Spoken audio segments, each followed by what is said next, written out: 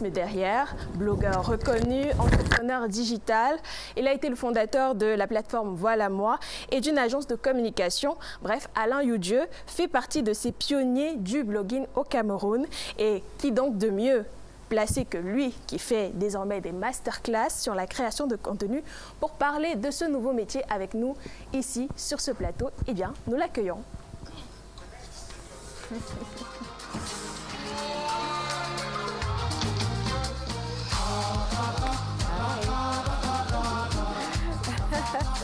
Bonjour et bienvenue. En place juste à côté de moi.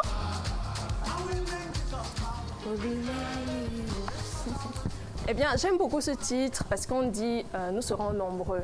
Et justement, aujourd'hui, on se rend compte qu'il y a de plus en plus de personnes qui entrent dans la création de contenu, mais qui ne savent pas forcément c'est quoi la création de contenu.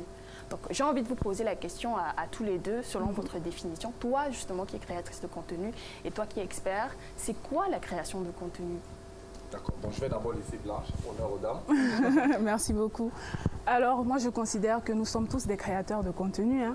Dès lors que tu postes déjà un contenu sur les réseaux sociaux, tu es un créateur de contenu. Maintenant, la différence, c'est qu'il y a des gens qui en font carrément un métier. Comme moi, aujourd'hui, je me considère comme créatrice de contenu. Au travers, j'ai ma ligne éditoriale. Sur les réseaux sociaux, je fais de la motivation, je fais du lifestyle, je partage mon quotidien et tout. C'est ça qui me différencie des autres personnes. En gros, c'est ça. D'accord. Alain? Bon, je vais aller dans le même élan parce que, comme je le disais il y a quelques jours sur le plateau, en réalité, Internet sert à mettre du contenu. Donc, Internet contient et nous nous mettons. Oui. Donc, sur cette base, on peut dire que tout le monde crée du contenu. Maintenant, le créateur de contenu, comme elle a dit, c'est une personne qui en fait un quotidien, premièrement, qui va se définir un éditorial derrière et qui va réussir à construire progressivement une audience à partir de ce qu'il crée comme contenu. C'est peut-être la petite différence entre les deux. Voilà. Alors, on va se dire la vérité, sans masquer un peu.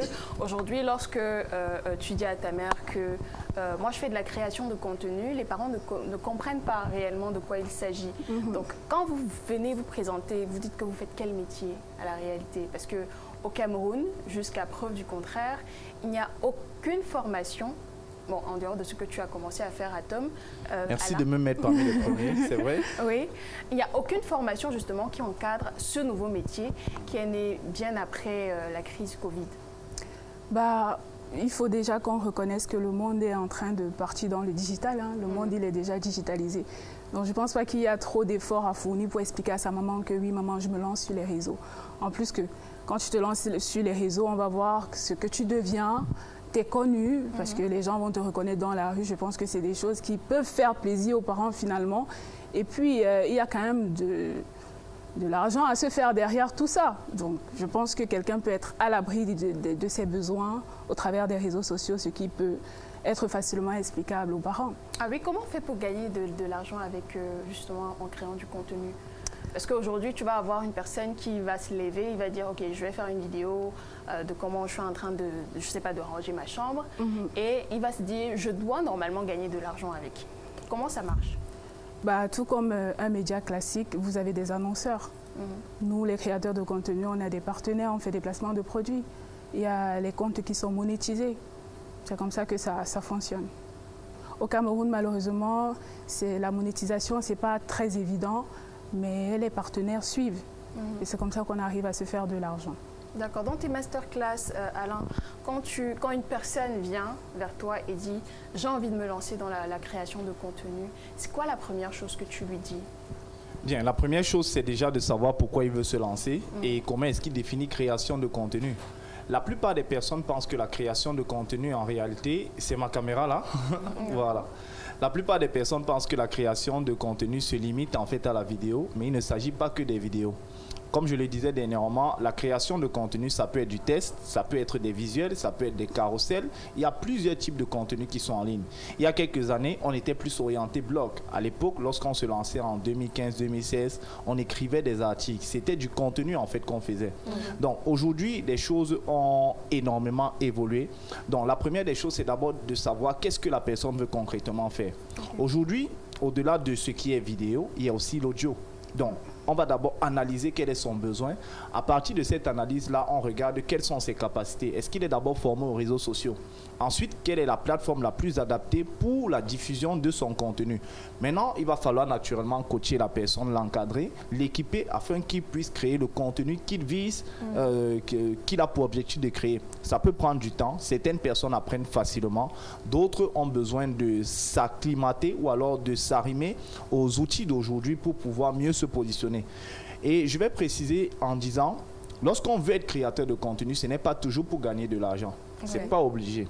On peut être créateur de contenu simplement parce qu'on a envie de partager quelque chose. Après, l'argent peut venir à côté. Certaines personnes peuvent se lancer avec l'idée de gagner purement de l'argent. Je prends l'exemple. Je suis une entreprise aujourd'hui ou alors je suis un maçon. J'aimerais bien partager ce que la maçonnerie est aujourd'hui. Et je me dis, je vais créer par exemple un blog ou alors je vais faire des contenus vidéo pour accompagner les gens ou du moins pour leur faire connaître cela. Petit à petit, il peut arriver que les entreprises qui sont dans le secteur de la maçonnerie me sollicitent. C'est à moi de savoir si je les veux même ou pas. Parce que ça dépend de pourquoi, où je vais avec mon contenu. Donc le but n'est pas toujours de créer de se faire de l'argent derrière. Certains le font simplement parce qu'ils ont pour mission de partager, c'est tout. Aujourd'hui, il est très difficile de distinguer sur le plan digital un influenceur d'un créateur de contenu. Parce qu'on se retrouve avec des personnes qui sont des influenceurs, c'est-à-dire des modèles, des exemples dans la vie réelle. On a des personnes qui créent du contenu sur le plan digital mais qui se considèrent comme des influenceurs. Est-ce qu'il n'y a pas une différence entre un créateur de contenu et un influenceur? J'aime bien la façon par laquelle la question a été posée. De partir déjà des personnes qui ont une influence dans la vie et qui sont censées être des modèles. Aujourd'hui, ces personnes aussi, je le disais il y a quelques années quand je faisais des formations avec des influenceurs, je leur disais, il y a un gros manque aujourd'hui de modèles sur les réseaux sociaux. Il y a beaucoup de personnes dans la réalité qui ont déjà une certaine notoriété, mais qui n'ont pas fait le pas du digital. À l'époque, il y avait plein d'artistes. Je vais prendre un exemple qui me vient direct là, c'est Nono Flavie. Pour se positionner sur les réseaux sociaux, elle a pris du temps. Pourtant, elle avait un antécédent social. Samuel Le Tosset, il était déjà là. Il y a plein de personnes qui ont rejoint après, même le fameux Belka Tobi. Voilà. Vous voyez, mais ça vient progressivement. Donc là, ce sont des personnes qui ont déjà une certaine assise sociale. Maintenant, lorsqu'on se dit on va aller sur le digital et qu'on va se positionner, à partir de ce moment, on peut devenir un modèle créé à partir du digital, simplement. Donc, ce n'est pas toujours obligé que ce soit la personne qui a un antécédent social qui va devenir sur le digital la personne à qui on doit se référer. Le problème maintenant avec les réseaux sociaux que nous vivons, c'est quoi? C'est que la plupart des personnes qui ont réussi à créer de l'audience ou alors à drainer de l'audience sur les réseaux sociaux ne sont pas des bons modèles. C'est ça le problème. Donc on a beaucoup de contenu en ligne, mais malheureusement, comme je le dis souvent, on a peu de contenu de valeur. Et à ce moment, on peut maintenant questionner les modèles. Qui sont les modèles que l'influence digitale d'aujourd'hui crée ou alors que l'écosystème d'aujourd'hui crée? Et ça demande des réflexions un peu plus poussées qui vont chuter à la formation, par exemple, la sensibilisation, l'éducation, l'interpellation des autorités et la nécessité pour les professionnels que vous et nous sommes d'occuper l'espace. Donc voilà. Bon, je vais poser la question à Blanche. Aujourd'hui, parlant de modèles, on a l'impression qu'on nous dessine un modèle de créateur de contenu sur le digital comme des personnes qui sont d'abord riches. C'est-à-dire qu'il faut d'abord avoir un certain train de vie avant de te considérer comme créateur de contenu. Parce qu'on voit très rarement des créateurs de contenu qui partent de rien du tout. Quand je dis rien, c'est que je me place peut-être là au Carrefour de Coty. Je n'ai pas vraiment d'argent, je ne crée pas de contenu, c'est-à-dire voyage, jet, yacht, lifestyle, tout ça. Mais je ne draine pas d'audience, c'est-à-dire que je suis une créatrice de contenu, je crée du contenu, mais je n'ai pas d'argent pour me faire voir comme les autres personnes qui se considèrent créateurs. Est-ce qu'un créateur de contenu, il faut d'abord avoir l'argent pour se considérer créateur de contenu? Parce qu'après, il y a le respect qui va avec. Tu n'as pas d'argent, tu crées du contenu, mais on ne te respecte pas comme quelqu'un qui crée du contenu où on voit clairement qu'il y a les finances qui vont avec. Bon, comme mon collègue a dit tout à l'heure, quand tu arrives sur les réseaux sociaux, il faut vraiment savoir ce que tu veux faire. C'est quoi ta ligne éditoriale? Si tu es quelqu'un qui se dit, OK, je vais vendre le rêve pour montrer qui je suis en espérant que ça marche, bah, si ça marche, bah, tant mieux pour toi. Mais moi, je vois des jeunes qui se lancent, en réalité, qui montrent leur réalité de la maison dans laquelle ils vivent et le contenu perce. Tu vois, je ne fais pas partie de ces personnes qui se disent qu'il faut forcément mettre les moyens pour percer sur les réseaux sociaux. D'accord. On parlait d'influence tout à l'heure. J'aimerais savoir, est-ce que tu penses que tu as une influence sur la communauté qui te suit? Parce que justement, on parle d'influence, on parle d'impacter ceux qui nous regardent au quotidien. Et toi, est-ce que tu penses que tu as un impact positif sur ta communauté au regard des retours que tu as? Oui. Et Dieu merci, c'est un impact positif. Parce que moi, j'ai choisi de ne pas être seulement la créatrice de contenu ou l'influenceuse qui montre qu'elle est bien habillée, qu'elle a des accessoires et tout. J'ai préféré partager des messages qui parfois peuvent modifier le quotidien de quelqu'un ou alors conscientiser. Et les retours que j'ai habituellement, c'est positif.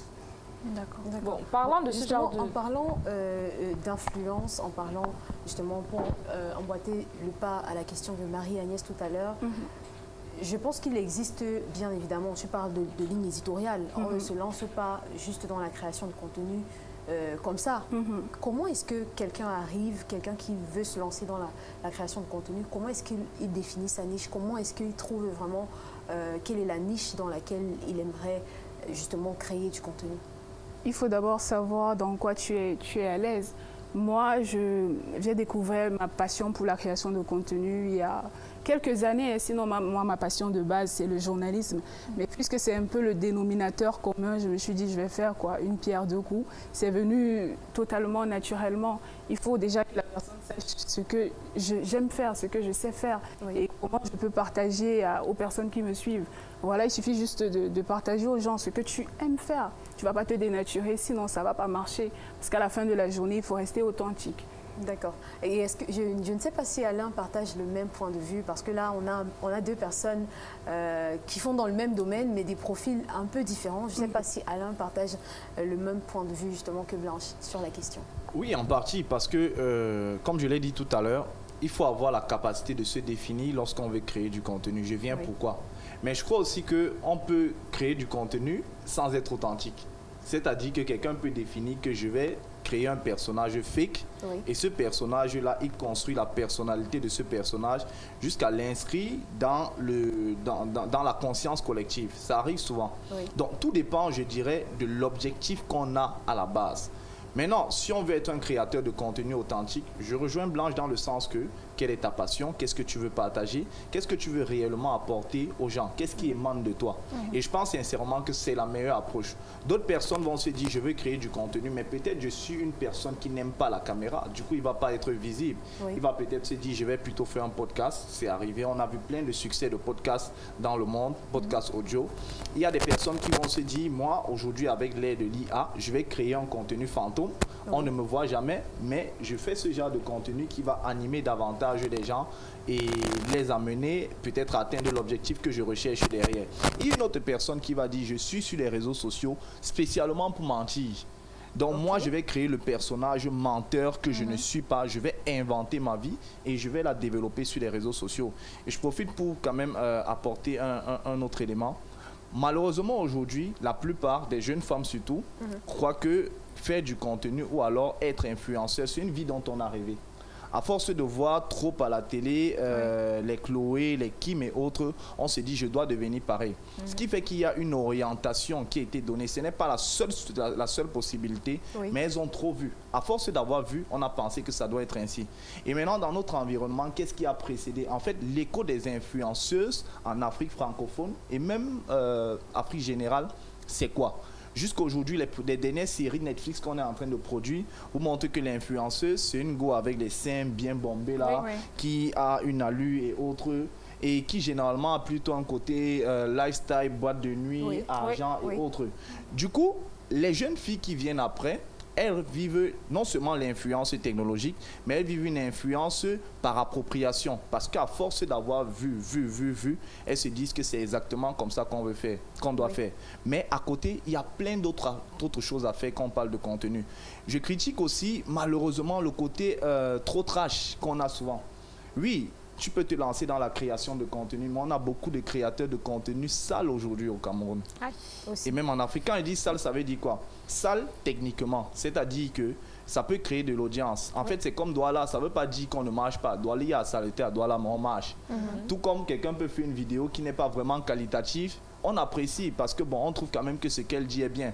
Et c'est là où maintenant on doit se dire comment est-ce qu'on déparasite les réseaux sociaux ou alors comment est-ce qu'on donne plus de clarté au contenu que nous sommes en train de faire. Là, on va aller dans la formation, apprendre à mieux faire du contenu pour qu'il soit au moins plus digeste, agréable. Donc, tout le monde peut le faire, tout le monde peut se lancer, mais le qualitatif reste quand même quelque chose d'important, surtout lorsqu'on va arriver à créer des audiences qu'on impacte. Parlant des contenus trash, est-ce qu'aujourd'hui, de votre point de vue de professionnel, Alain, est-ce que vous pensez qu'aujourd'hui, les influenceurs ou les créateurs de contenu doivent une responsabilité à leurs auditeurs ou alors à leurs internautes? Parce qu'aujourd'hui, on a l'impression que des créateurs de contenu, on retrouve des créateurs de contenu souvent sur les réseaux sociaux qui disent que moi, je crée mon contenu pour moi-même. Aïcha Kamoas. On ne cite pas le nom de je crée mon contenu pour moi-même. Donc, si tu n'arrives pas à retenir ton enfant à la maison, ce n'est pas mon problème. Est-ce qu'à un moment donné, lorsqu'on décide déjà de se mettre sur la toile, et on est quand même conscient du fait que il n'y a pas que toi qui va regarder ton contenu. Ton contenu, il est ouvert à tous. Donc, est-ce qu'il n'y a pas un souci des autres que les créateurs de contenu devraient développer par rapport à cette génération qui arrive surtout? Je pense même que c'est pour ça que j'ai réagi au PIF directement. C'est la question fondamentale en fait de l'écosystème de la création de contenu. Et pour être honnête, moi je ne pense pas qu'on doit cacher les noms. Si quelque chose n'est pas bon, il faut dire que ce n'est pas bon. Et c'est ça notre problème, c'est qu'on ferme la bouche quand on voit que quelque chose est mauvais. Claire. Je vais prendre l'exemple sur Aïcha Kamoas. Aïcha Kamoas fait du désordre sur la toile, on l'appelle créatrice de contenu. Tap Scène communique avec Blanche, elle communique aussi avec elle. À un moment, il faut se poser les questions. Ce n'est pas peut-être le même standard et ce n'est pas obligé que ce soit le même standard. Mais tu ne peux pas créer ton contenu sur la destruction des gens au quotidien. Oh, voici le nouveau Congo Son, vient une marque à côté. Donc, les créateurs de contenu ont une responsabilité. Quittons le Cameroun, prenons Makoso, qui lui vient faire ses contenus constamment. Là, voici le nouveau buzz et autres. Mais à un moment, ça éduque mal. C'est de la mauvaise responsabilité. En fait, ce n'est même pas de la responsabilité. Et là, les créateurs de contenu ont un grand rôle à jouer. On les voit chaque jour dans les buzz et autres. On voit les filles qui sortent les seins sur les réseaux sociaux. Elles viennent comme ça. Mais ce n'est pas un cas après, général. Elles disent que non. De façon, il faut c'est parce que vous m'avez dit de ne pas citer les noms. C'est que j'allais aligner ici, vous me connaissez. J'allais citer clairement. En fait, c'est un véritable problème. À l'époque, quand on parlait de Coco, je disais souvent que faites attention. Les gens disaient toujours, n'est pas responsable de vos enfants, mais juste 5 ans après, on a vu les enfants qui sont sortis, c'est grave. Donc le créateur de contenu, en réalité, aujourd'hui, on devrait regarder davantage ce que ces gens font. Premièrement, quittons le secteur même de ceux qui font un peu de trash avec le côté dénudement ou bien paroles chaudes. Il y a ceux qui viennent parler de ceux qui ne connaissent pas. Il y a des pays dans lesquels aujourd'hui on a mis la censure. On dit que bon, si tu veux réellement parler, par exemple, disons de manucure, en fait, il faut maîtriser un ensemble d'éléments qui permettent de justifier la manucure. Pas que tu viens, tu dis que voici comment on fait la manucure. L'enfant d'autrui pas met sur sa main. L'autre part, elle dit que voici le produit pour dépigmenter. Toi, tu pars, tu te mets à prendre en tant qu'on a brûlé la face. Tout ça, c'est quoi? C'est les conséquences. Donc, il y a, en réalité, non seulement il y a un facteur éthique. Les créateurs de contenu ou alors les influenceurs en Afrique sont mal éduqués. Et on les laisse faire n'importe quoi. C'est-à-dire que quelqu'un se lève, il dit que ce n'est pas son problème. Il vient, il insulte, on laisse passer. L'autre vient, il voit le problème de tel, il vient, il parle. L'autre vient, il parle des seins de la fille ici. L'autre vient, il dit que la petite fille est mûre. On accepte tout. Mais exactement, Alain, est-ce que ça ne veut pas dire que justement, ce ne sont pas des créateurs de contenu, ce sont plutôt des créateurs de buzz? Parce que moi, je pense qu'il faut recadrer même le terme de créateur de contenu. On ne peut pas considérer une personne qui vient faire du racontage sur la vie d'une autre personne, un créateur de contenu. Je pense qu'un créateur de contenu, c'est quelqu'un qui crée de la valeur. Bon, je dirais créateur de contenu, influenceur. Avant, je définissais l'influenceur avec des critères tels que l'audience, la communauté, le sujet qu'il peut avoir et autres. Mais avec le temps, l'influenceur est simplement celui qui influence. Oui, c'est tout. Je prends un simple exemple. La petite fille qui a fait le buzz dernièrement sur les réseaux sociaux avec sa demande en mariage simulée là, ça a fait le buzz, ça a créé une influence, ça a même influencé la télé. Ce n'est pas ça. C'est ça. Voilà. Maintenant, le créateur de contenu, je pense que dès qu'on se met déjà sur du point de vue technique et qu'on arrive à... On peut produire quelque chose de beau visuellement, mais ce n'est pas bon en termes de valeur. Et il y en a qui font des choses belles visuellement. On ne peut pas leur interdire d'être créateur de contenu, en fait. On peut plutôt dire qu'il y a des créateurs de contenu peut-être à bonne valeur et des créateurs de contenu qui font des contenus avec des mauvaises valeurs. Et c'est là où le problème intervient. Maintenant, il y a aussi les influenceurs. Parce qu'à force de créer le contenu, certains deviennent finalement des influenceurs. La proportion qu'ils prennent, c'est quoi? Cela a quoi comme conséquence? Et là, il faut commencer à s'interroger.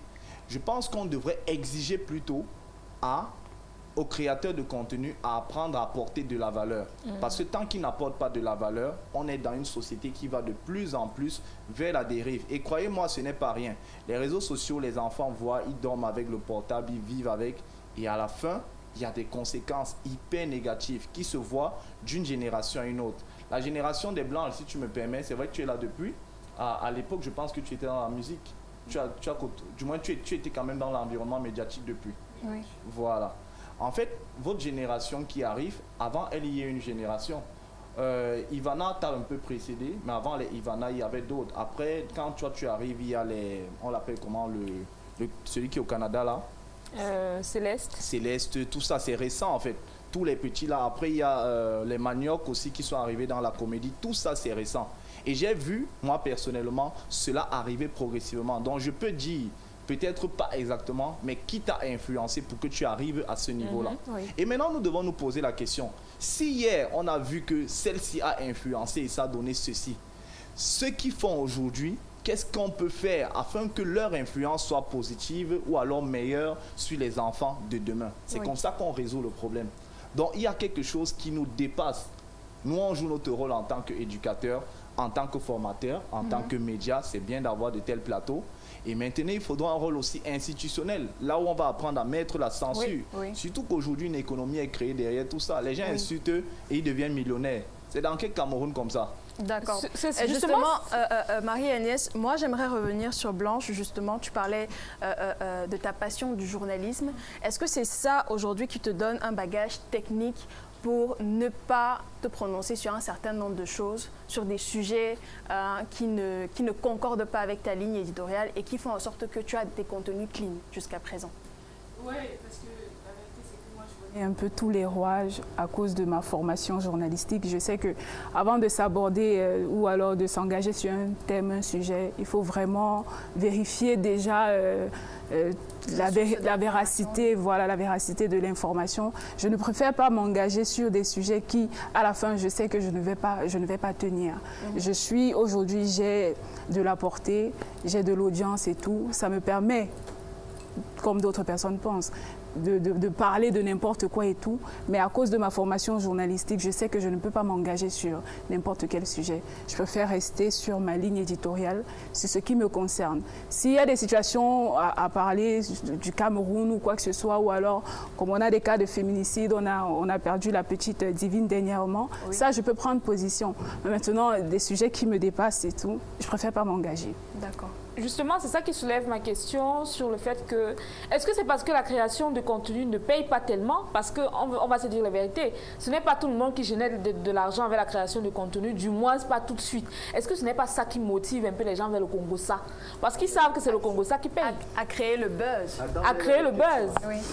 Parce qu'on voit beaucoup de créateurs de contenu au début. On a vu beaucoup de créateurs de contenu à leur début. On voyait clairement que ça ne générait pas les revenus, du moins comme ils pensaient. Parce qu'il y en a qui se disent que dès qu'elle me lance sur les réseaux, dès qu'elle fait 1 million de vues, 1 million d'argent va sonner sur mon compte en banque. Pourtant, ce n'est pas ça. Est-ce que ce n'est pas ça à un moment donné qui les encourage à faire les faux buzz, à créer des buzz qui n'ont pas de sens sur les réseaux, c'est parce qu'ils savent que voilà le contenu qui marche.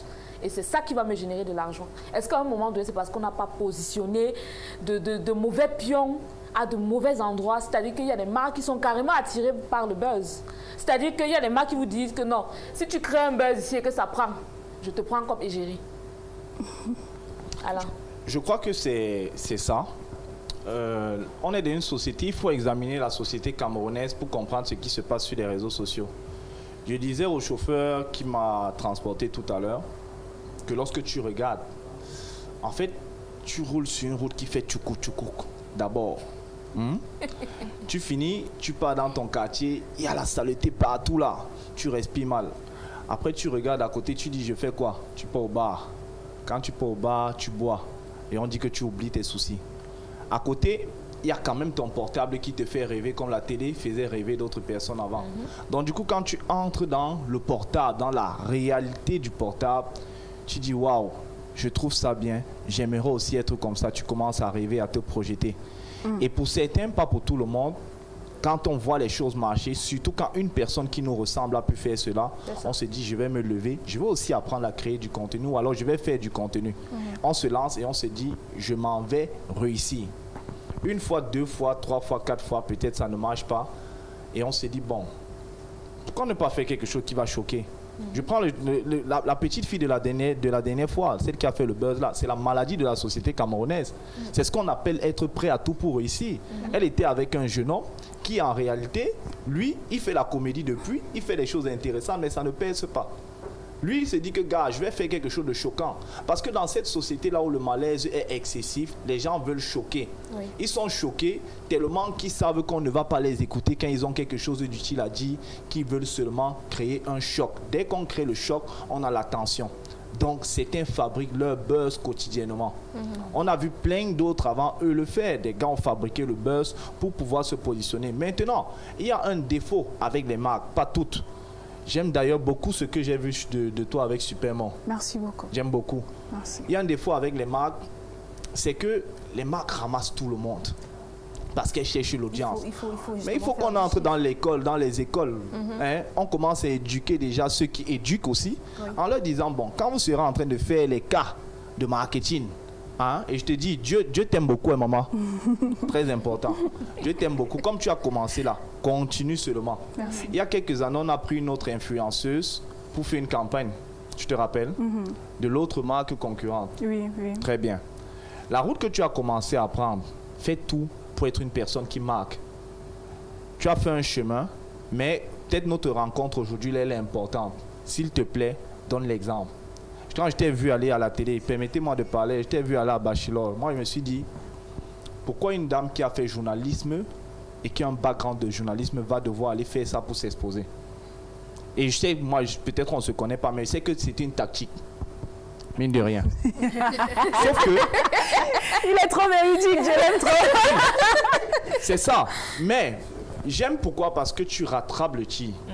Tu vois? Tout le monde ici connaît mes opinions sur Bachelor. Pour ma part, c'est pas que c'est pas intéressant, mais je pense qu'on devrait reconfigurer cela autrement. Pourquoi? Parce qu'à un moment, on ne peut pas avoir fait journalisme pendant des années et les médias ne nous donnent pas la place. À tel point qu'on doit chercher un chemin pour exister parce qu'on a donné la place à d'autres personnes. Les tribunes qui nous appartiennent sont données à qui? Vous voyez donc la conséquence. Elle a dû passer par là pour finalement se dire voilà, et maintenant elle essaie de rattraper en se disant bon, ce que je voulais donner aux gens c'est quoi? Et elle fait l'effort de donner. Donc que Dieu te bénisse et t'encourage dans ce sens. Merci beaucoup. Donc pour revenir au sujet en question... Non, je mets une parenthèse, puisqu'on a parlé de Bachelor. Si tu as bien regardé mon passage, c'est vrai que la configuration de l'émission, certains peuvent se dire, ok, c'est 20 femmes qui partent chercher un homme. Mais moi, je ne suis pas partie dans cette optique-là.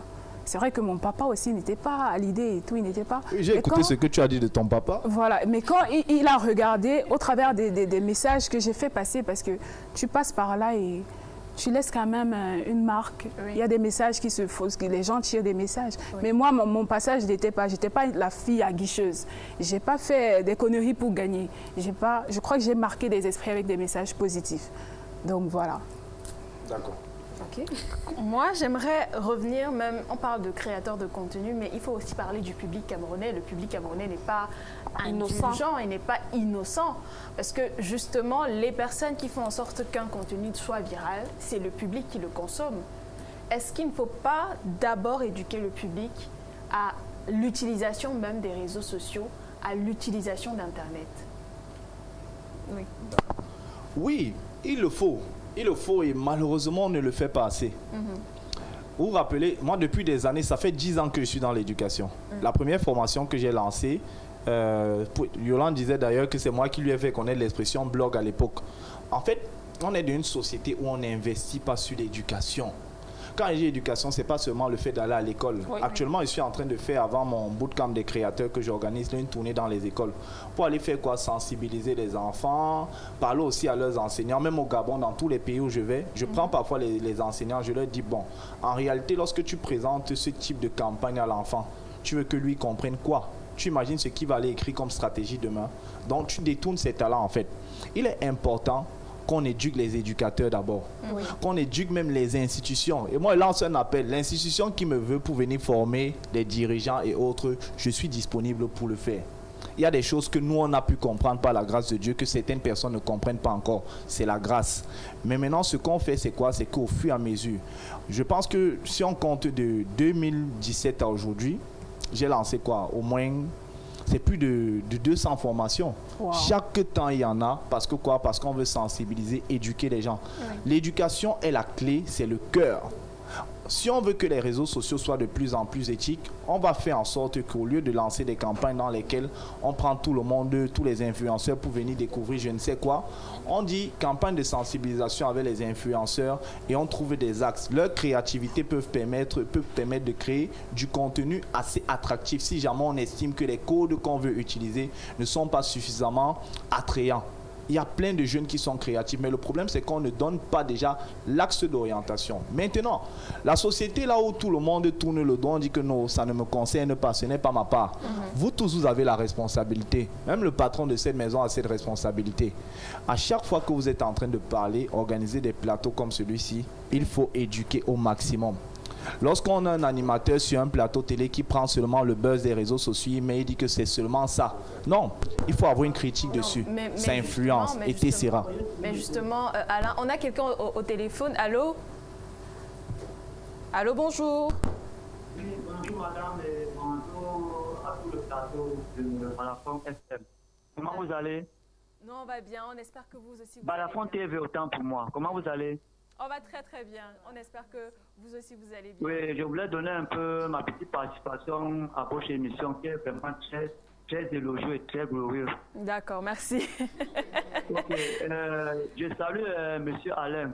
Je tiens à vous rappeler que cessez de pousser le mal. Ce que ce monsieur a dit est très important. Cessez de pousser le mal, mais c'est n'importe quoi. Disons-nous les vérités. Non, vraiment. Quand tu es créateur de contenu, tu dois être un exemple, tu dois être un modèle, tu dois être un personnage personnalisé. Mais de nos jours, c'est de trop. Créateur de contenu ne signifie pas la poubelle. C'est déjà de trop. Et chaque personne a son concept. Il y a des gens qui viennent vendre des rêves dans les réseaux sociaux, mais ce n'est pas, il y a des gens qui ne viennent pas vendre des rêves, il y a des gens qui viennent vraiment apporter leur part de contribution vis-à-vis moral, vis-à-vis religieux, vis-à-vis spirituel, vis-à-vis ainsi de suite. Mais ne mélangeons pas tout. Laissez-lui dire la vérité. Moi, je parle par exemple de la question que j'aime tant. Avant, ça ici parlait de choses qui étaient bien dénoncées, l'injustice. Mais finalement, je vois que quand elle parle de la perversité, c'est nous les Camerounais qui encourageons ça. Et en même temps, nous les Camerounais, également, quand elle fait ce qui n'est pas bien, on l'encourage dans le mal. Pourquoi? Est-ce qu'avoir des vues signifie qu'on est aimé? Est-ce qu'avoir des vues, qui vous a dit que pour avoir des vues, on doit seulement faire la perversité pour avoir des vues? Non, c'est une très mauvaise façon de comprendre. Moi, je prends l'exemple de votre très cher patron qui est M. Cyril Bojiko, que je l'aime beaucoup, que je salue à présent. Si M. Cyril Bojiko voulait vraiment avoir énormément de vues, il faut seulement mettre sa chaîne de télévision par la fond, et rien que de la perversité. Mais quand je vois votre chaîne de télévision, je vois beaucoup plus de jeunes, c'est-à-dire M. Cyril Bojiko a fait confiance aux jeunes, et deuxièmement, il aime le travail, il aime l'orientation, qui est quoi? L'orientation de faire du bien, de conscientiser, d'aider la jeunesse vers le travail, vers la croyance en Dieu, vers l'excellence. C'est ça que je veux. C'est déjà le patron que je veux. Ne prenons pas le temps de dire qu'on doit prouver les gens parce que c'est l'enfant de X, l'enfant de X. Moi, j'ai dit, moi, je m'appelle M. Sonkan Jofa. Musulman de mon état, Allah m'a permis de m'employer le nom de Muhammad. La manière que je me vante, par la manière qu'on me respecte dans mon quartier, partout où je passe, je n'ai pas droit à l'erreur. Même on s'en fait parfois de faire des lives. Quel style de live que moi je fais? Je fais des lives pour conscientiser les jeunes. Respecter le temps. respecter la première dame, respecter l'institution du Cameroun, les lois, les juges, bref, respecter la nation camerounaise, qu'il soit mauvaise ou bon, c'est Dieu qui a voulu qu'il soit notre chef de l'État. Mais si on passe le temps à insulter tout le monde, personne n'est parfait. Donc, de grâce, je ne veux pas être trop long. Je remercie beaucoup M. Alain pour votre action, pour votre honnêteté intellectuelle, parce que vous êtes très peu de jeunes. À votre âge qui prend le poids de dénoncer le mal dans le nom de la personne. Je suis d'accord avec vous. Donc, vraiment, je ne peux que prier l'Éternel, je ne peux que prier Allah. Qu'Allah touche le cœur des jeunes, qu'Allah touche le cœur de nos parents, à ce qu'ils puissent donner les très bons conseils à nos conseils, parce que nous puissions faire utiliser l'outil informatique qui fait du bien et non qui fait du mal. Je vous remercie l'Éternel, ça a vraiment béni le Cameroun et le monde. Merci beaucoup pour cette contribution. Et on s'excuse pour la qualité de l'appel qui n'était pas très audible. Moi, j'ai envie de me retourner vers Blanche, vu qu'il a évoqué un certain nombre de choses. Est-ce que finalement, on n'en demande pas trop aux créateurs de contenu? Parce qu'après, vous êtes des êtres humains. Oui. Vous ne pouvez pas être parfait, vous avez vos défauts. Est-ce que vous avez même encore une vie sociale et tout? Quand on est déjà exposé sur les réseaux sociaux, la vie sociale commence à être compliquée. Si tu es quelqu'un qui sait ce que tu as à faire sur les réseaux sociaux, tu sais au fond de toi que tu ne peux pas te permettre de faire tout et n'importe quoi. Moi, je suis très mal à l'aise à l'idée de me pervertir sur les réseaux, parce que je sais qu'en réalité, je n'ai pas besoin de ça pour générer les vues. J'ai mon côté décalé. On peut me voir sur les réseaux en train de danser. On peut me voir sur les réseaux porter une mini-jupe et tout, mais je sais que j'ai une ligne de conduite à tenir. Je ne peux pas faire certaines choses. Du coup, voilà, c'est ça. Finalement, aujourd'hui, on parle souvent du côté négatif des influenceurs, des créateurs de contenu. Mais est-ce qu'on peut parler de l'influence vraiment des créateurs de contenu lorsqu'il s'agit du domaine de la musique, du domaine de l'art, de la culture en particulier? Parce qu'aujourd'hui, on a l'impression que ce sont les créateurs de contenu qui portent certaines musiques camerounaises avant même que ça ne commence à être vu sur nos antennes, à être entendu dans nos radios. Est-ce que les créateurs de contenu n'ont pas une petite contribution qu'ils ont apportée dans le domaine de la musique? Dans le domaine de la culture et de la valorisation même du Cameroun? Non. Nation branding. Dans tous les pays où je parle, c'est presque les mêmes problématiques partout. On a décidé de s'exposer, mais on s'expose mal. Ils font quelque chose qui expose, mais est-ce que ça crée véritablement du fruit? Je ne sais pas pourquoi on est dans une société là où on n'arrive pas à se regarder de façon honnête. Elle a parlé de quelque chose d'authentique. L'authentique, c'est celui qui se débarrasse du superflu et de ce qui n'est pas nécessaire. Le tout n'est pas d'exposer, on expose pour créer de la valeur. Il y a eu un débat après que j'ai fermé mes blogs. Aujourd'hui, les gens me demandent pourquoi Atom n'est plus sur les réseaux sociaux en train de parler de musique. À l'époque, je critiquais. Quand un son sortait, je disais que ça, ce n'est pas bon. Faites attention. Et c'est rare. Je suis l'un des rares qui s'est opposé à la plupart à tous les artistes trash du Cameroun. Parce que je trouvais que ça n'apportait pas de la valeur. Mais il faut qu'on revienne à l'éducation fondamentale. Les gens ne sont pas éduqués dans ce pays. C'est-à-dire que même les parents ne sont pas assez éduqués. Ou alors, ils ne sont pas bien influencés parce que parfois, ce n'est pas sciemment. On voit des choses et on se dit, comme on est né dans ça, ça doit continuer. La musique, il y a un problème avec la façon dont on expose la musique aujourd'hui. Ce sont les influenceurs qui ont fait la promotion de la musique du Kyo. Je n'ai pas seulement envie de citer. Les entreprises leur payent cher. Ce sont les influenceurs camerounais qui ont fait la promotion de cette chanson-là. Mais on reste en train de dire quoi? La chanson de Tchakala VIP, quelqu'un va se lever parce qu'il y a aussi le buzz, il va se fâcher, il va faire comme si... Après, c'est lui-même qui est en train de danser, il dit que laissez-moi danser mes trucs. Mais tout à l'heure, quand vous entrez, vous avez mis le son d'une marque, ça ressemble à quoi? Je suis professionnel du marketing. À un moment, je peux interroger ça, décrypter pour te montrer que même si ça crée une certaine économie et de l'argent, ce n'est pas le bon axe. Donc, maintenant, il faut quoi? Moi, je pense qu'il faut des stratèges fondamentaux dans la société pour apprendre aux gens à bien penser. La société, j'avais fait un podcast où j'avais dit la société est mal pensée. Donc, il y a beaucoup de promotions de musique aujourd'hui. Vous promouvez quoi, en fait?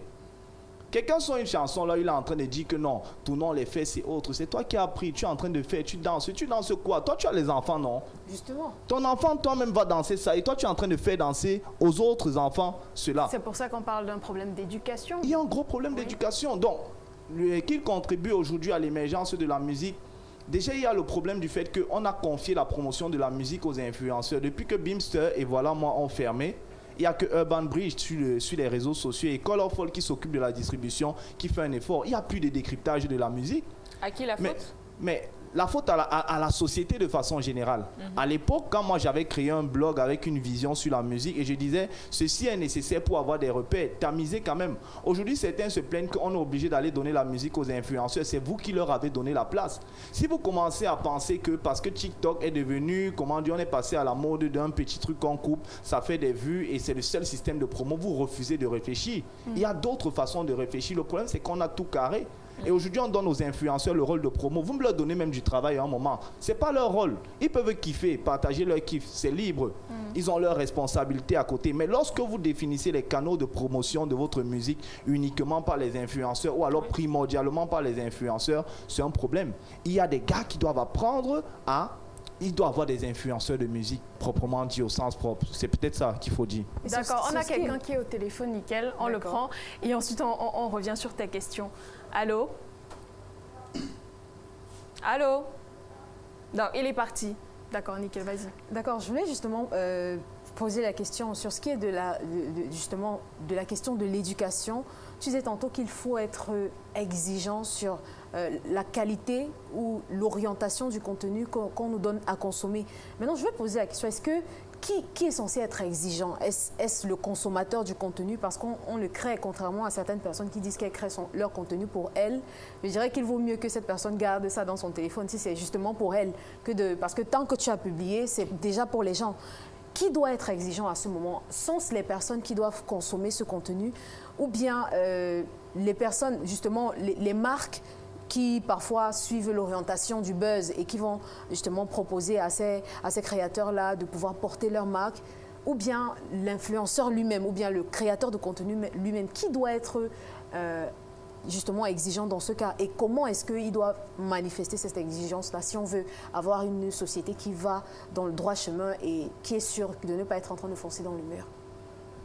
Très bien. Il y a 2 ans, j'étais ici, je donnais la conférence sur les mystères, le pouvoir et l'impact de la musique.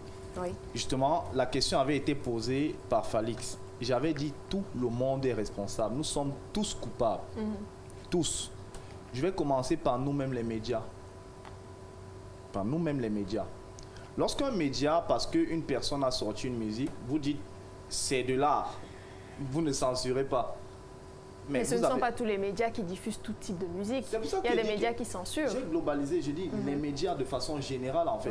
Les médias doivent déjà avoir un protocole de censure pour se dire on ne va pas jusqu'à tel niveau, on ne propose pas tel.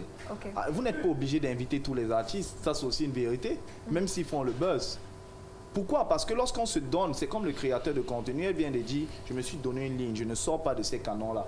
C'est maintenant ta mission éthique ou alors ton facteur éthique qui va accompagner ta mission dans ce sens. Deuxièmement, les parents. J'ai dit que, permettez-moi, lorsqu'un enfant s'assoit, il regarde Trace TV toute la journée, méfiez-vous, il a regardé au minimum, dans un clip, il y a au minimum, généralement dans la plupart des clips, on se dénude pratiquement à une échelle de 35% sur chaque clip. Donc tu imagines un enfant qui a consommé, comment dire, 100 clips en 2 jours. Vous imaginez ce qui est dans sa tête.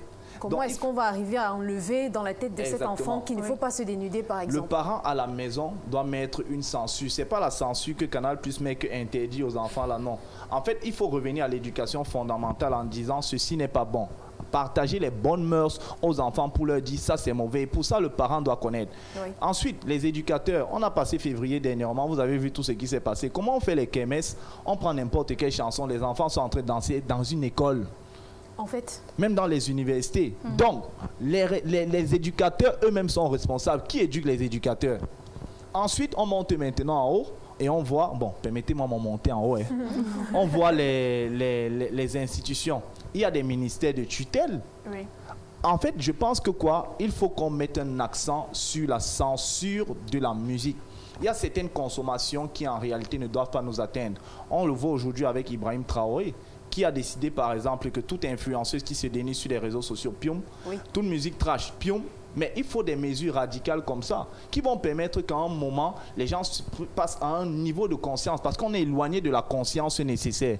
On est aujourd'hui dans l'extravagance. Donc il faut des personnes, il faut des institutions qui sont capables de faire une veille efficace. Et pour finir, maintenant, il y a la responsabilité de chacun. Justement. Bon, il y a d'abord les influenceurs. Parce que les influenceurs eux-mêmes sont un canal. Lorsque tu prends déjà lorsque tu as déjà une audience, veux ou pas, tu as une responsabilité. Je ne dis pas que tu vas tout faire bien, mais il y a un minimum. Donc l'influenceur aujourd'hui, lorsqu'il a 1 million d'abonnés, doit savoir qu'en réalité, j'ai la responsabilité des gens en main. Parmi les gens là, il y a les malades, il y a les gens qui viennent te voir parce que leur journée était mauvaise. Il y a des gens qui n'ont même plus de repères et ils espèrent en toi. S'ils voient en toi et qu'ils voient ça ainsi, c'est mauvais. Et la dernière personne, c'est toi. Toi-même, quand toi, tu prends une chanson qui est n'importe comment, tu viens, tu commences à écouter, tu ne vois pas les conséquences de ça, tu ne vois pas que ça se transforme. Les gens doivent s'éduquer. Il y a l'auto-éducation. Tu dois apprendre à avoir l'autocensure et te dire franchement, je suis en train de faire ceci. Est-ce que c'est vraiment nécessaire? La Bible dit que tout m'est permis, mais tout n'est pas utile. Justement. Et on demande ici d'avoir le discernement. Il faut apprendre à renverser les raisonnements. On nous a donné trop de choses qui sont anormales. Nous les prenons comme normales. D'accord. Alors, vous allez le permettre, les filles. Je sais que ça bouillonne à l'intérieur de vous. Vous avez plein de questions. Mais j'aimerais qu'on prenne une petite pause musicale et on se retrouve juste derrière pour continuer à parler de création de contenu. À tout de suite.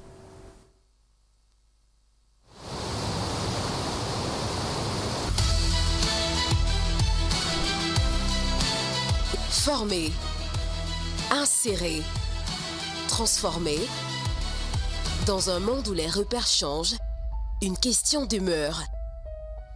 Comment préparer les jeunes au métier de demain? Venez nous voir pour qu'on parle. Si le jeune a dit « Papa, maman, je voudrais faire », ça semble ridicule à vos yeux, mais vous pouvez voir qu'il y a des étincelles dans ses yeux. JFN, études métiers à venir, c'est tous les samedis à 10h sur Balafon Télévision, Radio Balafon et sur nos plateformes digitales. Rediffusion tous les mercredis à 15h30.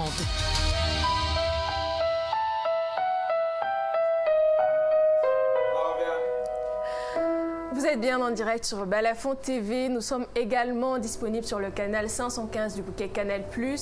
Et aujourd'hui, on s'intéresse à une question qui fait en sorte que les filles sur le plateau, vous êtes vraiment en feu. Donc, on parle de création de contenu. Est-ce une nouvelle puissance médiatique? Eh bien, pour en parler avec nous, nous recevons Blanche Baoken, qui est créatrice de contenu, et également Alain Youdieu, qui est, lui, expert en question médiatique digitale. Donc, Marie-Agnès, on a également posé une question à nos internautes sur la page Facebook. Est-ce que tu veux bien nous la rappeler? Bien évidemment. On a posé la question à nos internautes de savoir si les créateurs de contenu influencent nos comportements, que ce soit au quotidien, que ce soit même notre environnement, que ce soit partout. Voilà. D'accord. Et on attend leur réaction également sur le numéro qui s'affiche au bas de l'écran. Exact. Exactement. Vous l'aurez compris. Je reviens vers vous. Donc, la question qu'on se pose même en général aujourd'hui, c'est est-ce que la création de contenu est devenue aujourd'hui une puissance médiatique en quelque sorte? Est-ce que quand tu te places désormais devant ton téléphone ou alors devant ton appareil, tu es un média en quelque sorte? Tu dois te comporter comme si tu étais une institution parce que ce n'est plus seulement ta personne qui est mise à l'avant, ce sont tes pensées, c'est ta manière de vivre et tu influences ou alors tu impactes des personnes qui te regardent. Oui, moi je pense que la création de contenu aujourd'hui est devenue une puissance médiatique dans le sens où avant on avait les médias classiques, la télé et tout. Mais aujourd'hui, on a l'influenceur, le créateur de contenu qui est beaucoup plus proche de sa communauté que la télé de l'époque. Et il peut passer des messages, parfois c'est plus rapide, l'information est plus rapide, c'est plus fluide et tout. Bon, moi je considère que oui, la création de contenu, c'est une nouvelle ère médiatique. Avant d'aller sur WhatsApp, Manga, tu me permets, Blanche, je vais quand même évoquer un point que Alain a souvent évoqué au courant de l'émission, l'éducation. Est-ce qu'au vu de l'ascension médiatique que prend les réseaux sociaux aujourd'hui, est-ce qu'on ne devrait pas déjà penser à créer une institution qui puisse éduquer les influenceurs dans différents domaines? Parce qu'aujourd'hui, on a les institutions de communication, de droit et tout ça. Est-ce qu'on ne pourrait pas créer des institutions qui ont différentes filières, c'est-à-dire créateurs de contenu musical, créateurs de contenu de mode, créateurs de contenu sur la vie de tous les jours? Un organe pour réguler tout ça. En fait, parce que je pense que ça permettrait à tout le monde d'avoir une certaine culture générale, au moins de la niche même qu'il choisit. Parce que parfois, on peut être passionné par la mode, mais on n'a pas forcément la culture, les outils qui vont avec pour en parler. On n'a pas forcément légitimité d'en discuter, surtout qu'aujourd'hui, on refuse de s'éduquer. On refuse de se cultiver soi-même pour pouvoir avoir les outils nécessaires pour défendre son point de vue auprès des internautes. Ce serait très intéressant parce que la vérité, c'est que nous, les créateurs de contenu, à la fin de la journée, on apprend dans le tas. Aussi. Et c'est quand tu sais ce que tu veux, tu te dis, tu commences à te mettre des barrières, tu te dis ça, je ne peux pas faire ça, je peux faire et tout. Mais ce serait très intéressant. Comme ça, on ne verrait pas des jeunes filles en tenue en train de raconter. Je ne sais pas si vous avez vu la vidéo, mais je pense que oui, parce qu'elle a été virale. Moi, cette vidéo, elle m'a choquée. 3 jeunes filles elles sont en tenue de classe et elles sont en train de raconter des bobards. Ça, c'est des attitudes que, pour le moment, c'est drôle, on rigole. Mais je sais qu'avec le temps, ça va les rattraper. Moi aussi, j'ai eu des frags sur les réseaux sociaux. Mais heureusement, j'ai pris conscience de ça. Et aujourd'hui, je fais des choses qui sont bonnes, Dieu merci. Mais si on a des institutions comme ça pour recadrer un peu, je pense que sur les réseaux, ça ne va pas aller dans tous les sens. D'accord. Je peux? Bien sûr. Boss la pub. Justement, nous avons mis sur pied l'Académie des créateurs de contenu et orateurs. C'est la première initiative en Afrique qui va former des créateurs de contenu. Comme vous le savez, je le disais dernièrement, j'ai créé au Mali un média qui s'appelle Yala Yala. La semaine dernière, après avoir lancé le concours de création de contenu, on récompensait encore les 10 meilleurs candidats qui sont sortis de ce concours au Mali. Pourquoi? Parce que l'intention, c'était de créer du contenu à valeur. Il y a des étudiants qui sortent aujourd'hui dans des filières de communication. On a peut-être fait journalisme, mais aujourd'hui, la création de contenu reste quand même un axe à exploiter. D'ailleurs, le besoin se ressent de plus en plus, jusque dans les médias. Donc, l'intention de l'accord, l'Académie des créateurs de contenu et orateurs, c'est de permettre à toutes ces personnes qui veulent aujourd'hui se lancer dans ce domaine de pouvoir mieux s'orienter et de trouver les outils qui peuvent les aider à se positionner. Mais on ne se limite pas rien qu'à ceux qui veulent purement être créateurs de contenu. C'est aussi pour les professionnels, ceux qui veulent améliorer leur stratégie de contenu en ligne et mieux comprendre ce que les réseaux sociaux sont. Parce que l'intention reste de créer du contenu à valeur. Nous organisons à Douala à partir du 22, donc du 22 avril au 25 avril, le bootcamp des créateurs. On l'a fait au Gabon, ça a été véritablement un succès. Et aujourd'hui au Cameroun, on vient avec le même projet. On espère qu'il y aura des personnes qui vont venir se former, que ce soit dans le montage vidéo. On va apprendre à utiliser CapCut, comment faire un bon cadrage, mieux utiliser ton téléphone et mieux capitaliser avec. Personnellement, moi pour ma part, mon téléphone, j'ai un iPhone 16 et 2 iPhone 11. À l'époque, j'ai eu un contrat avec une marque ici et mon deuxième iPhone 11, je l'ai acheté la même année. J'ai gagné, je pense, durant les mois là, près de 5 millions. Depuis pratiquement 3 ans, mon portable représente des millions de francs CFA. Il y a beaucoup de personnes qui achètent des iPhone 17 aujourd'hui pour ne rien faire. Donc, s'il vous plaît, peut-être on pourra mettre le numéro là ou alors aller sur ma page Alain Youdjeu. Ce n'est que de ça que je parle ces derniers temps. Voilà, venez vous former à l'Académie des créateurs de contenu et orateurs. Et on a l'intention, par la grâce de Dieu, j'espère que tu vas m'accompagner dessus, de lancer un concours en création de contenu à l'échelle continentale. Je l'ai fait au Mali et j'espère qu'avant la fin de l'année, on va pouvoir avoir des challengers qui sont autant du Mali que du Cameroun, avec du contenu à valeur qui va pouvoir créer de l'impact. Donc, voilà. D'accord. Alors, de l'impact, on en a, Marie-Agnès, puisqu'on a des messages qui nous sont envoyés sur notre WhatsApp. Est-ce qu'on peut les avoir? On aura ce premier commentaire sur WhatsApp qui nous a été envoyé par Papa Michel depuis Ngaoundéré. Bonjour à tout le monde sur le plateau. Il est indéniable que la création de contenu soit une puissance médiatique et ceci n'est pas le cas juste avec les créateurs de contenu sur les réseaux sociaux car la création de contenu est aussi vieille que l'existence des médias classiques. Maintenant, il y a contenu et contenu. Certains sont puissants et d'autres apathiques. Voilà. On aura ce prochain commentaire qui dit de... Malheureusement, nous n'avons... Il n'a pas le courage, on la vérité. Ouais, courage à toi, papa. Néanmoins, depuis l'avènement des nouveaux médias, le monde s'informe désormais sur le digital. Oui, aujourd'hui, la création de contenu est une puissance médiatique parce que cela permet d'avoir une audience beaucoup plus large et approximative. La création de contenu est aussi une puissance médiatique en fonction des thèmes évoqués. Prenez un exemple sur l'affaire de la jeune Divine Barga à Tangana, l'enfant qui a été tué et... VIOLE à Yaoundé, le message qui est véhiculé dans cette vidéo à travers les frontières au Cameroun. Et du coup, c'est chacun qui demande la justice pour cette dernière. Et oui, la création de contenu a un impact significatif qu'on ne peut négliger. Voilà, qui n'est pas négligeable. C'était un commentaire de Faustino. Merci beaucoup. Faustino. On aurait également ce commentaire. La création de contenu peut être considérée comme une forme de puissance parce qu'elle permet de diffuser des idées, des informations et des messages à un large public. Mais il est plus approprié de la considérer comme une simple puissance médiatique. Je pense que c'est ce que vous voulez dire. Bonjour à tous sur le plateau. La création de contenu est un pilier incontournable de la communication digitale. Et qui parle de communication digitale parle je pense qu'il voulait dire médias. Par conséquent, la création de contenu est un puissant levier médiatique. J'ai dernièrement reçu le prix du créateur de contenu camerounais qui valorise le mieux l'impact entrepreneurial sur LinkedIn.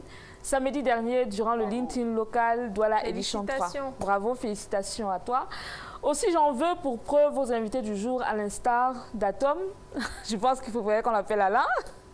Et de vos récents invités à la suite d'un buzz, c'est une démonstration de puissance et d'efficacité.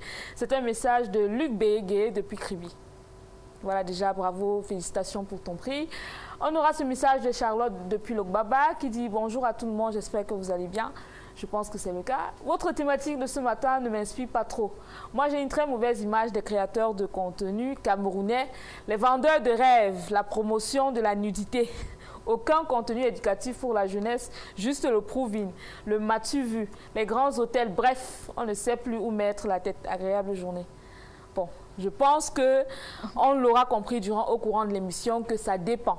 Oui, ça dépend vraiment de la ligne éditoriale de chaque créateur de contenu. Et je pense que nous aussi, on devrait apprendre à se diriger vers des créateurs de contenu qu'on trouve intéressants pour nous-mêmes. C'est-à-dire que si moi j'aime la mode, je vais suivre un créateur de contenu qui s'y connaît dans le domaine de la mode au lieu de suivre le Congossa. C'est très, très important. Ouais, c'est comme quand on dit marche, dis-moi avec qui tu marches, je te dirai qui tu es. Oui. Les créateurs de contenu que tu suis, ça démontre nettement la personne que tu es. Oui. Si tu es une personne qui aime les papatos et tout, tu vas suivre la personne dont il parlait tout à l'heure. Si les choses comme ça ne t'intéressent pas, tu ne vas pas t'abonner à cette personne. Aussi. Donc quand la dame dit les vendeurs de rêves et tout, c'est parce qu'elle-même elle aime qu'on lui vend le rêve.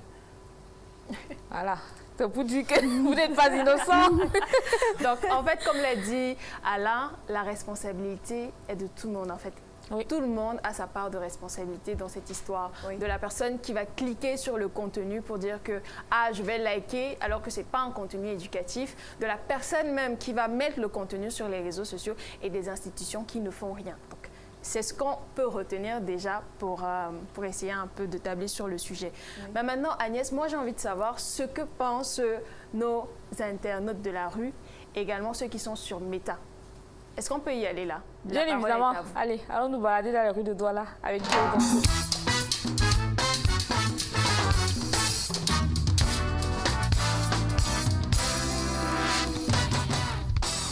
Moi, si je vais répondre à cette question, je dirais oui et en même temps non. Je dirais oui dans la mesure pour ceux qui donnent des conseils instructifs à la jeunesse, parce que je veux m'arrêter juste au niveau de la jeunesse. Ceux qui donnent des conseils positifs à la jeunesse, comment marcher et tout, mais dans un autre sens, je dirais non, parce que quand les créateurs de contenu montrent leur belle vie, qu'ils essaient de vivre sur les réseaux sociaux, ça pour moi ça détruit la jeunesse, parce qu'ils auront fait du n'importe quoi pour leur suivre, sans savoir que derrière leur belle vie, il y a plein de choses qui se cachent. Non, ils n'influencent pas ma vie, parce que ma vie, je l'ai remis entre les mains de Dieu et je vis le quotidien que je peux vivre. Je ne peux pas regarder la vie d'une autre personne, parce que je ne sais pas comment l'autre a fait pour être ce qu'il est. Donc j'accepte ma vie telle qu'elle est et je la conçois comme ça. Donc c'est pour ça que je dis que les influenceurs n'influencent pas ma vie. Ils influencent, mais particulièrement moi, ils ne m'influencent pas à 100%. Ils peuvent m'influencer à moi peut-être 20% parce que moi, j'ai reçu une éducation de mes parents. Moi, je ne fais que avec ce que j'ai. Parce que naturellement, ils ne m'influencent pas. Mais ils influencent mes collègues, certaines personnes. Mais moi, ils ne m'influencent pas. To be honest, that question is a very important question. And we have a lot of influencers online today, and I am a product of one. Yeah. Because I say I'm a product of one because my life has been built by influencers online. From courses, from the techniques that we learn to improve our job, from all of the business skills that we've learned to build companies and all of that. All of that for me came from the online space, like from influencers in my domain. Ouais, tout à fait, ils influencent. Et déjà, les créateurs de contenu, déjà les réseaux sociaux, c'est qu'ils ont mis déjà dans les formules qu'ils ont créées, déjà, ça influence beaucoup de choses. Ça nous influence dans la société. Déjà, le système d'habillement, les femmes, les hommes, beaucoup de choses ont déjà changé. Ce n'est plus comme auparavant. Et là, maintenant, on se retrouve déjà en train de vivre une vie qu'on n'avait jamais connue auparavant. Là, maintenant, moi, j'accuse beaucoup les créateurs de contenu. Il y a beaucoup de choses que si pour moi, le gouvernement en place au Cameroun, quoi, on pouvait modifier certains contenus dans l'histoire du téléphone, ça pourrait me faire plaisir. Vous l'aurez compris, c'est un 50-50, c'est-à-dire il m'influence un peu, il ne m'influence pas du tout. Mais je pense quand même que les créateurs de contenu dépendent vraiment de ce que vous-même vous voulez voir. Vraiment. C'est-à-dire si vous intéressez à par exemple, on a ce street viewer qui a dit qu'il a un produit d'un créateur de contenu, c'est-à-dire qu'il a su suivre le bon contenu qu'il a mené là où il est aujourd'hui. Et franchement, je vous encourage à suivre les créateurs de contenu et surtout des créateurs de valeur. Voilà, je pense qu'on va aller sur Meta et voir quelques petits commentaires que vous avez laissés sur la page Facebook Bellafont TV. Allez, la régie, envoyez-nous le premier commentaire. On aura ce premier commentaire d'Idriss Denalor Ngakam qui dit « Certains parmi eux font du bon boulot dans plusieurs domaines comme la formation, le coaching, la sensibilisation et le développement personnel. Par contre, certains sont malheureusement une véritable gangrène pour la société. Il s'agit de ceux-là qui, à longueur de journée, pondent des clashs pour étaler la vie privée des gens. » Bon. Prochain commentaire, Félicia Lecoua, qui dit le comportement de ceux qui ne savent pas encore comment orienter leur vie. Oui. OK. Fadimatou Ibrahim qui dit oui, les créateurs de contenu influencent nos comportements de manière directe ou indirecte. Mais disons que cet impact varie selon l'esprit critique, nos valeurs et aussi notre perception des choses, soit en fonction de ce que l'on recherche. Voilà, ça dépend vraiment. André David Noual qui dit ils influencent juste le comportement des envieux. Julius Patterson Enopa qui dit pour moi juste un peu. Bon, on va dire oui d'une certaine façon. En voilà un qui est indécis. Hein. Prochain commentaire, Jires Kenyé qui dit aucunement en rien. En effet, les influenceurs camerounais ne servent à rien. Bon, ça c'est déjà la rage. Hein. C'est être rageux. Aimé Foula qui dit oui pour la plupart, malheureusement. Ou heureusement aussi. Monsieur Stinzi qui dit oui pour ceux qui ont l'esprit faible. Quand on écoute les internautes sur Meta, on parle toujours d'autocritique, de la perception qu'on a de soi-même, c'est-à-dire que de nos convictions, de nos valeurs, de ce qu'on estime être bon pour nous-mêmes. On parle beaucoup d'esprit. On dit que c'est parce qu'on a l'esprit faible, qu'on se laisse influencer par certaines personnes. Mais est-ce que cette influence-là, est-ce qu'elle est toujours négative? L'influence a commencé à la maison. Hein. Ta maman peut être ton influenceuse. Aussi. Parce que je ne sais pas comment ils voient le terme. Le terme est trop péjoratif dans la bouche des Camerounais. Tu peux avoir un modèle et ce modèle-là peut t'influencer. Oui. Ça dépend de la personne, justement, comme on disait au préalable, que tu décides de suivre sur les réseaux sociaux. Il y a des femmes de valeur. Moi, mon modèle est décédé. C'était ma maman. Mais n'empêche qu'il y ait des femmes sur les réseaux sociaux que j'admire de par leur parcours, de par leur histoire. C'est vrai, on se dit, on ne sait pas comment elle a fait pour arriver là, on ne sait pas ce qu'elle fait derrière. Mais ça se voit qu'il y a des gens qui ont eu quand même une marge de progression, quand même un canevas. Donc c'est pour moi, les commentaires, les Camerounais, ils voient juste la création de contenu sur le côté péjoratif de la chose. Mais derrière ça, il y a aussi le côté positif. Tu peux te faire laisser influencer par quelqu'un qui partage du bon contenu. Et demain, ça se joue même dans ta vie. Voilà.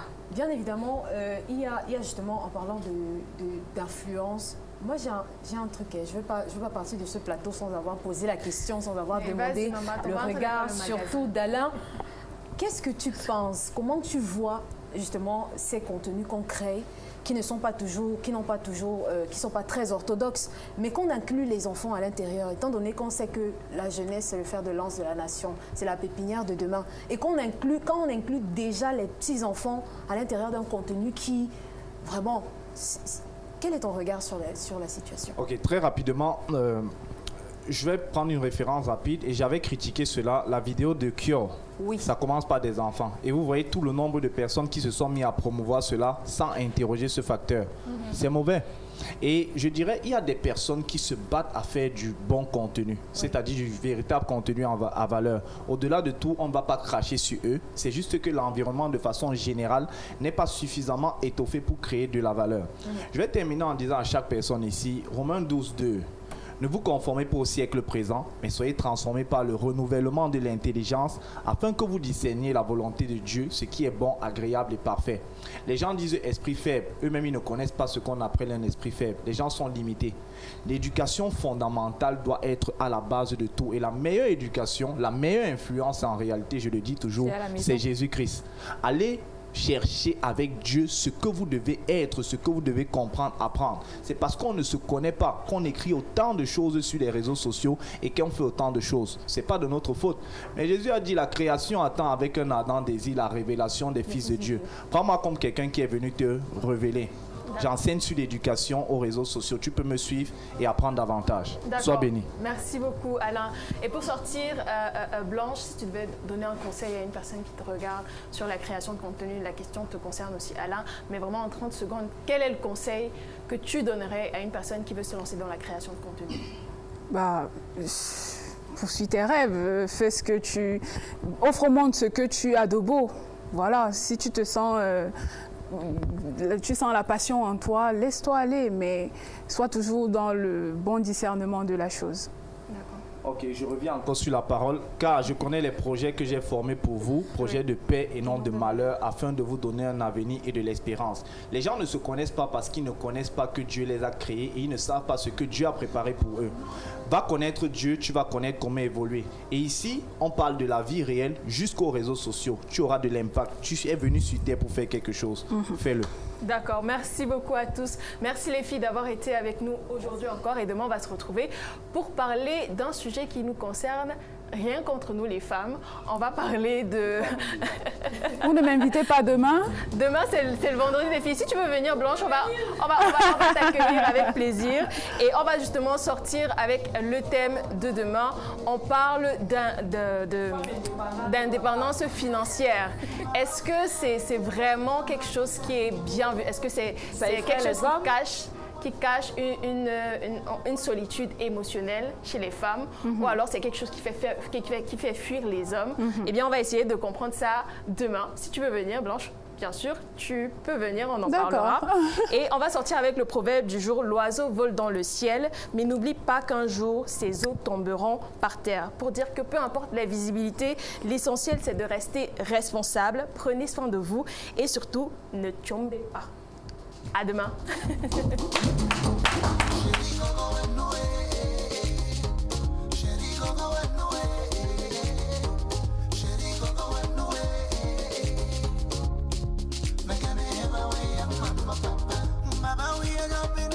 Je me suis décidé, finalement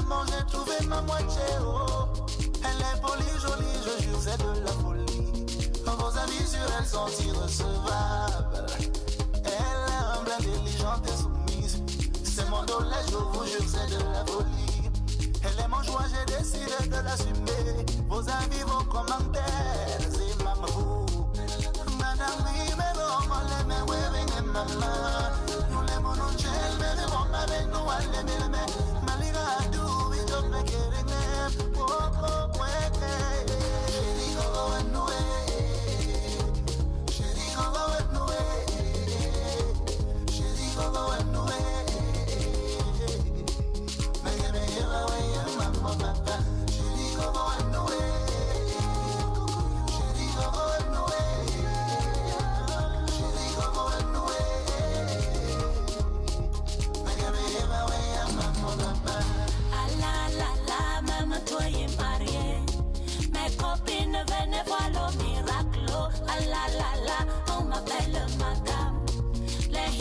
Aujourd'hui c'est mon jour.